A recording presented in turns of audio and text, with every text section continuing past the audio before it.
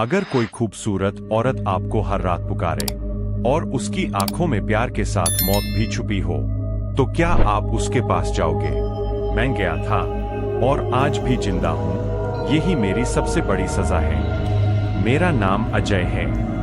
आज मैं जो कुछ लिख रहा हूँ वो कोई कहानी नहीं, ये मेरी जिंदगी की वो सच्चाई है जिसे याद करते ही मेरी रूह कांप जाती है। ये बात करीब 8 साल पहले की है, जब मैं पहाड़ों के बीच बसे एक छोटे से गांव चंद्रकोट में नौकरी के सिलसिले में आया था। गांव सुंदर था, ऊंचे देवदार के पेड़, चारों ओर धुंध और रात में अजीब सी खामोशी। गांव के लोग सीधे सादे थे, लेकिन एक बात अजीब थी, रात होते ही कोई भी घर से बाहर नहीं निकलता था।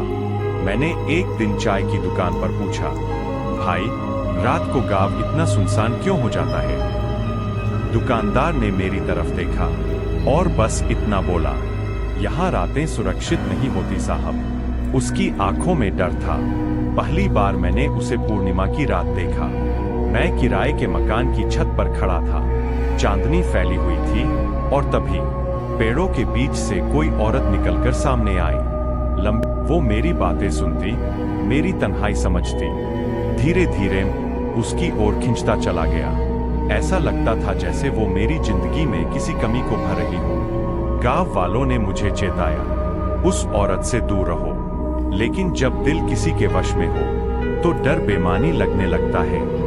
एक रात उसने कहा, अजय, क्या तुम मुझसे डरते हो? मैंने जवाब दिया, नहीं, मैं तुम्हें समझना चाहता हूँ। उसने मेरा हाथ थामा। उसका स्पर्श ठंडा था, बहुत ठंडा, लेकिन उस पल मुझे अजीब सा सुकून महसूस हुआ। उस रात के बाद हमारा रिश्ता बदल गया। वो अब सिर्फ दिखती नहीं थी, महसूस होती थी। मेरी नींद, मेरे सपने, मेरी सोच, सब उसी के इर्द गिर्द घूमने लगे। लेकिन फिर चीजें बदलने लगी।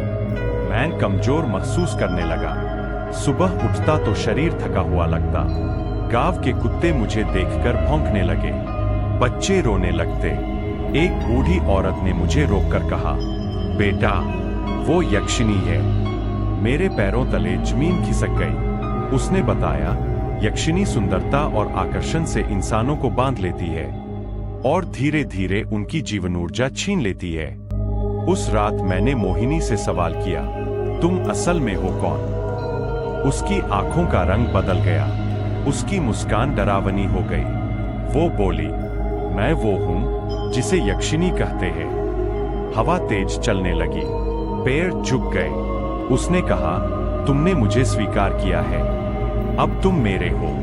मैं भागना चाहता था, लेकिन शरीर ने साथ नहीं दिया।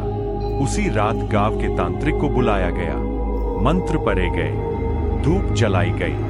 मोहिनी चीखी, उसका असली रूप सामने आया।